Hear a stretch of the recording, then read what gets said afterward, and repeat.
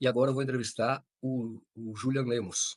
Julian Lemos foi deputado federal, acho que vocês se lembram dele, claro, todos se lembram, né? Conhecido, está ali na origem da candidatura do Jair Bolsonaro, ele que é da Paraíba. Eu vou entrar nessa questão, e porque é importante, questão pessoal, inclusive, porque explica a ação política.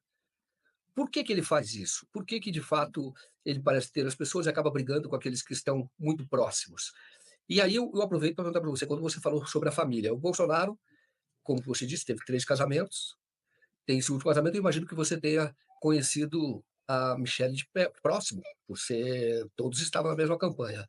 Como é que é a relação do Bolsonaro com a Michelle e colocando justamente neste, cenário maior que é o da briga com que ele faz com pessoas próximas? Seria ciúmes? O que que acon Olha só, Joaquim. Eu vou te falar, quando eu conheci Jair, a única pessoa que eu vi mais próximo dele, vez em quando, era o Eduardo.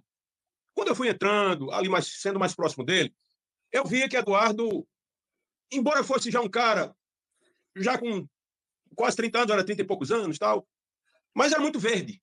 E ele sofre ele tem muita vaidade. Você vê que quando foi eleito deputado, aí uma hora queria ser das relações exteriores, não, depois das relações exteriores, agora eu quero ser embaixador dos Estados Unidos, não, depois eu quero ser líder. Ele sempre quer estar ali em evidência, porque ele tem essa necessidade, né? Em relação a essa pergunta que você me fez, em relação a Bolsonaro, em relação à personalidade dele, eu posso lhe responder até à luz da psicologia, porque é a minha área, a área de saúde mental e de comportamento humano. Você não pode falar sobre o céu, o paraíso, Joaquim, se você tem um inferno dentro de si. Você vai sempre colocar para fora aquilo que você tem. Então, o Bolsonaro é uma pessoa que ele não. Isso aí eu estou afirmando. Bolsonaro não equilibra, não tem harmonia dentro do seu lar. O que você vê hoje é exatamente um teatro, porque se faz necessário, na posição que todos estão, para se criar o arquétipo de um casal feliz. Aquela cena do hospital ali, naquela massagem que o Michel deu no pé dele, cara, quem conhece de perto, fica realmente assim com o estômago embrulhado. Porque quando eu conheci Jair, olha, o Carlos não se dava muito bem com ele, porque já vinha de rixa do antigo relacionamento ali, da mãe dele, foi para Michel, enfim. Ele não se dava muito bem com o Flávio, inclusive quando o Flávio foi candidato a prefeito no Rio de Janeiro, você lembra? Aquilo ali, meu amigo, era briga, era guerra. Vi discussões pesadas. Depois apareceu o Renan, que o Renan nem no Brasil morava. Carlos não quis nem saber dele, Eduardo ainda olhou de banda, Flávio, que é o mais político, e é o cara mais, sabe, mais jeitoso, é o político padrão Rio de Janeiro, amigo. Ali é artista. Então, era o que circulava mais e queria fazer o dele. Mas Bolsonaro não sabia lidar com essas crises internas dentro. Então, todo esse perfil dele, esse interior colapsado, confuso, inquieto, ele jogou para fora. E aqueles filhos dele ali são a extensão exatamente dessas neuroses que ele tem. Dessa falta de harmonia. E a prova é que, se você reparar, me diga quem é amigo antigo de Bolsonaro que está com ele hoje. Por quê? Santos Cruz, amigo de 40 anos, não ficou. Bebiano, uma das pessoas mais.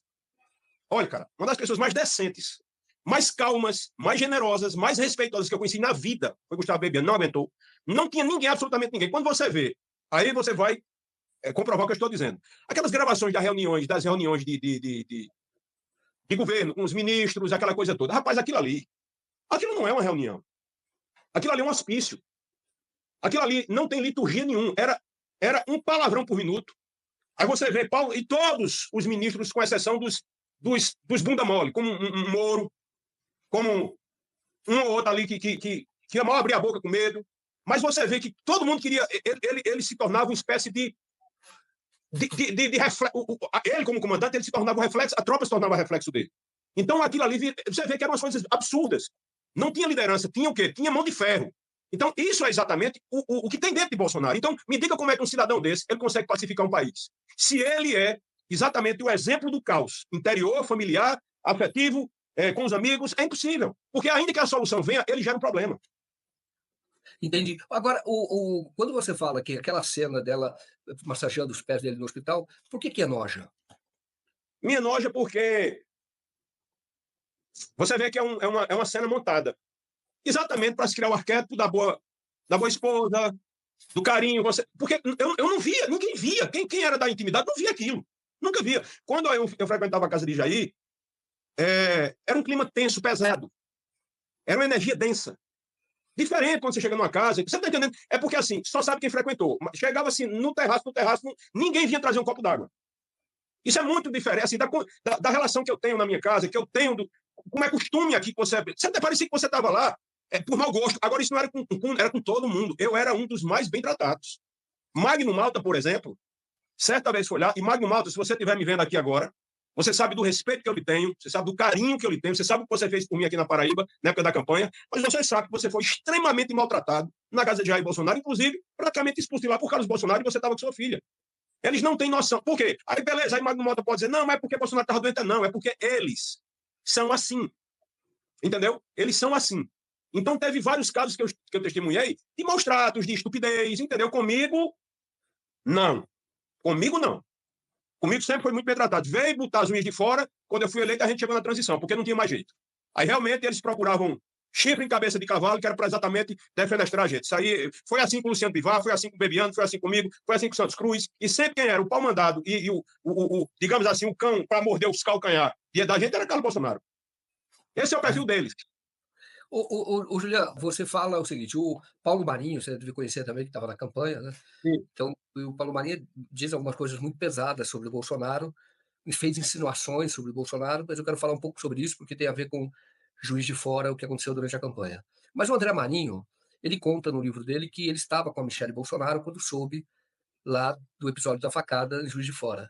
E que ele achou ela muito tranquila. A reação dela foi, eu queria que você imitasse a voz dele. E ele foi lá e imitou a voz. Ele ficou surpreso, porque se for o que aconteceu ali era de extrema gravidade, a pessoa sair dali correndo e ir imediatamente para Juiz de Fora. Ele pediu, você imita a voz dele para eu ficar ouvindo. O que mostra, talvez, eu quero ouvir você, que a Michelle não tem uma afeição muito grande por ele. Isso é correto? Joaquim, é muito complicado, porque a gente, como pessoas públicas, cara, a gente falar de certas coisas que a gente testemunhou, eu costumava até dizer isso. Eu vou resumir desse jeito, porque isso aqui não tem problema nenhum, é minha percepção. Aquilo é uma farsa. Aquilo é uma farsa. Aquilo é uma farsa. Por exemplo, Bolsonaro foi eleito presidente da República. Prestem atenção. Na primeira oportunidade dele tirar férias naquela ilha, você lembra? Ele foi só. Ele foi só. Eu já comentei algumas coisas sobre isso, que eu não quero mais tocar no assunto, até por pedido da minha própria esposa e de várias pessoas. Mas, cara, é intragável como esse teatro é montado. Isso é o que me gera um embrulho no estômago. Eu vou te dar um exemplo aqui. É um povo tão esquisito que quando o Bolsonaro recebeu a facada, e eu fui no hospital, cheguei na segunda-feira logo cedo, e eu fui falar com ele, eu achei que ia entrar dentro do quarto e ver ali, de certo modo, uma certa comoção, um certo cuidado. Que foi me receber lá embaixo do hospital e dizendo já, o Carlos está aí, tá meio assim. Eu digo, foda-se, cara, foda-se. Eu puxei a carroça até agora, eu não vou falar com ele, vou, claro que vou. Subi, ele com a cara parecendo um javali pro meu lado, foda-se também, nunca dei moral. A raiva dele é porque todo mundo, ele era o temidozinho de todo mundo. Ele era o pitbullzinho, cor-de-rosa de todo mundo. Eu nunca dei moral a isso, tá? Porque nunca dei bola para isso. Aí lá, é Carluxo para cá, é o pitbull para cá, não, é Lesse. Só manda recado por rede social. Na minha concepção, homem age de outro jeito, mas pulando aqui para o hospital. Quando eu entro na sala lá, que ele está na sala, é uma sala especial, porque tem uma antessala com vidro que dá para a maca, onde já está, para a cama. Michele está do lado, aí eu vou com aquela espontaneidade que aí eu não sabia, foi onde eu me lasquei. Opa, capitão, já ia aí, meu irmão, tá tudo em hora e tal, e ele brincando assim, mas meio constrangido, como quem diz, cara, essa brincadeira não vai poder mais ser possível, porque Carlos já estava ficando perto. Eu vi a cara de Carlos se transformar por causa dessa brincadeira íntima, mas Bolsonaro olhou para mim, parecia que não tinha levado uma facada, meu amigo. Olhou para mim, para Bebiano, e disse, deixa eu dizer uma coisa, não precisa fazer mais nada, ganhamos a eleição. Cara, uma coisa assim que ele, oxe, o que é que aconteceu? Vez por outra, Joaquim, aconteceu um fato uma vez que você vai ver que tem a ver com isso que eu vou falar. Eu estava, foi antes do primeiro turno. Bolsonaro estourou aquela bomba que ele tinha um apartamento, que ele pegava o auxílio moradia, que ele disse que usava para comer gente, aquela coisa toda. Depois teve que pegar um apartamento funcional, beleza, eu fui para lá. Eu fui para lá, para o apartamento dele. E até dar chave, depois Eduardo pediu para me dar chave. Vamos lá. E eu fiquei uma noite lá tomando vinho com o Jair. Tu chegava, tomava uma dose de vinho e tal. Do nada, Joaquim, do nada, Bolsonaro chegou para mim e disse, Júlia, que ele me chamava de Júlia. Deixa eu te fazer uma pergunta. Você confia em mim? Até essa pergunta era a cara do Jair que eu conhecia. Que eu achava que era alguma pergunta estratégica, sei lá, de alguma coisa a mais de confiança. Aí ele fez assim, Joaquim. Pois não confia em mim não, viu? Confie só no seu pai. Bicho, eu me arrepiei todinho, porque é como o rosto dele tivesse aberto assim, fechado. É energia ruim, cara. No hospital foi do mesmo jeito. Eu cheguei lá, tal, ele, de repente ele fez, ei. Sabe como é uma dupla personalidade? uma dupla personalidade. Hoje, à luz da psicologia, eu consigo entender isso. Então, é algo sinistro. Lidar com o Bolsonaro, em alguns momentos, para mim, foi algo sinistro.